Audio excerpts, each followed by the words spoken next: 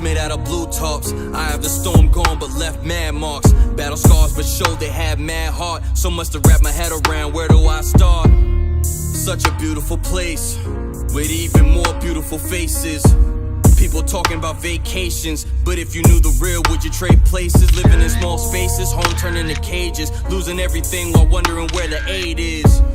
It's more than a band-aid fix. On the surface it's cool, but that's the main glitch. So in order to live, you need the right pitch, or it's just out of luck because you're not rich.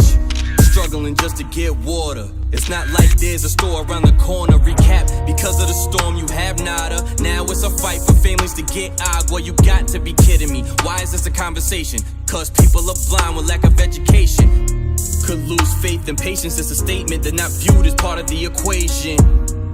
Charging them electric bills. Since Maria, many don't have electric still. But you don't wanna see the truth of an old lady with just walls and no roof. Talking to the mayor, trying to get answers, being told the one familiar with the people is the pastor. Year removed from disaster, sick of dumping water, figured living with it would be better. But this American soil though, this American soil though, really have moved me insofar in the stories that we've seen is that, you know, Puerto Ricans are resilient people. You know, they're out here trying to live their best life, even though the chips are stacked against them. You know, and even at the events that we went to and at the places that we visited, the constant theme has always been, until we start doing something for each other, and until we stop waiting for folks to do things for us, things are gonna get done. You know, and it's been 9 months and change since the hurricane happened, and there are still people who don't have water. Like, how is that? How are you saying this is America? Yet for 9 months, you haven't been able to provide me access to a basic need. That to me is a big problem. So we're going to be out here working with some organizations that are already local. Waves for Water is already local. There's Empowerment. There's a group that does solar lamps. You know, we're going to connect with these folks and try to make sure that we can provide these, you know, these people up in the mountains in Clovis basic needs. And not everyone needs the same amount of things. Some folks already have water catchment centers. Some people already have certain things, but those who don't have it can't get it unless someone goes there to help them get it. So that's what we're going to be doing today. We hope that it's going to work out. But, you know, we go in faith and see what happens. So far the trip's been pretty good. We've learned a lot about what we need to do, the places that we've been to.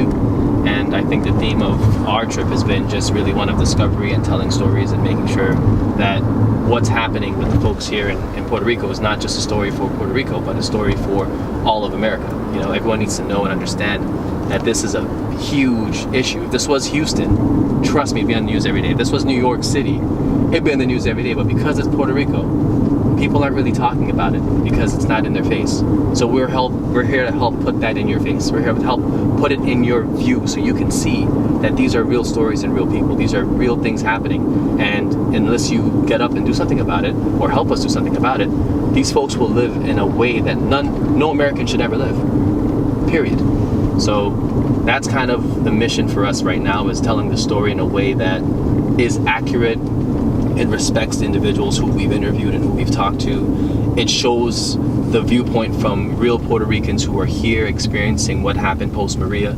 And I think once we can do this and do it well, the rest of the states will understand, and the folks who help us in partnership will understand that this is not just about, you know, one small incident that happened last year in September. No, this is about people's lives going forward and the loss of lives for the last 2 months, 3 months, 4 months. Now you have a number of 4,600, which is not even a real number.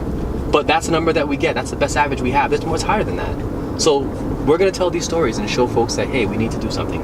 We need to make a difference.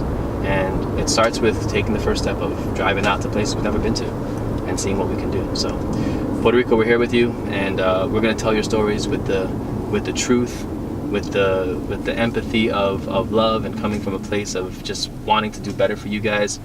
We're going to do what we can, and I hope that whoever hears this can use this as a call to action and help us do some stuff.